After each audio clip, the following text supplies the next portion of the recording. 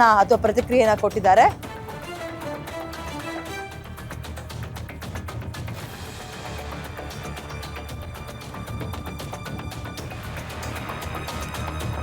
Okay, ಬೆಂಗಳೂರಿನಲ್ಲಿ D K Shivakumar ಇದಕ್ಕೆ ಸಂಬಂಧಪಟ್ಟಂತೆ ಪ್ರತಿಕ್ರಿಯೆ ಕೊಟ್ಟಿದ್ದಾರೆ. 10 ಕಡೆ ಅಂಗಡಿ ಬೇಕು ಅಂತ BMRCL ಟೆಂಡರ್ ಅನ್ನ ಕರೆದಿತ್ತು. ಆಗ KMF ಅವರು ಅರ್ಜಿ ಹಾಕಿರ್ಲಿಲ್ಲ. KMF ನವರಿಗೆ ಇವತ್ತೇ ಅರ್ಜಿ ಹಾಕೋಕೆ ಹೇಳಿದ್ದೇನೆ. 10 ಸ್ಥಳಗಳನ್ನ ಈಗಾಗಲೇ ಗುರುತಿಸಿದೀವಿ. ಅದರಲ್ಲಿ 8 ಕಡೆ KMF ನವರಿಗೆ ಕೊಡಿ ಅಂತ ಹೇಳಿದ್ದೇನೆ. 2 ಸ್ಥಳಗಳಲ್ಲಿ ಈಗಾಗಲೇ ಅಮೂಲ್ ಮಳಿಗೆ ಇದೆ. ಅಮೂಲ್ ಮಳಿಗೆ ಬಂದ್ ಮಾಡಿಸೋದು ಸರಿಯಲ್ಲ. ಯಾಕೆ ಸರಿಯಲ್ಲ? 8 ಯಾಕೆ? 10 KMF ಯಾಕೆ ಆಗಬಾರ್ದು? BMRCL ಅವರು ಗ್ಲೋಬಲ್ ಟೆಂಡರ್ ತಂದಿದ್ರು. ಸೊ ಯಾರು ಹಾಕೊಂಡಿಲ್ಲ.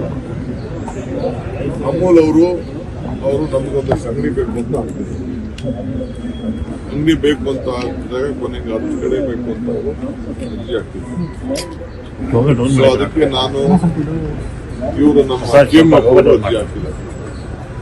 ಈಗ ನಾವು ಅವ್ರಿಗೆ ನೀವೆಲ್ಲ ಎಚ್ಚರಿಕೆ ವಹಿಸಿದ ಮೇಲೆ KMF ಹೇಳಿದ್ವಿ.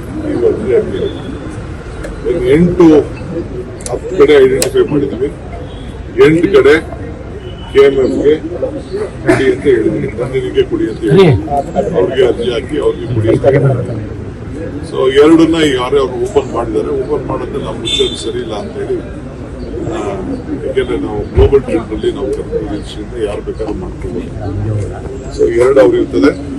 ನಾವು 8 KMFಗೆ ನದಿಗೆ ನೀವು ಓಪನ್ ಮಾಡಬೇಕು. BMRCL ಅವರು ಗ್ಲೋಬಲ್ ಟೆಂಡರ್ ತಂದಿದ್ರು. ಸೊ ಯಾರು ಹಾಕೊಂಡಿಲ್ಲ.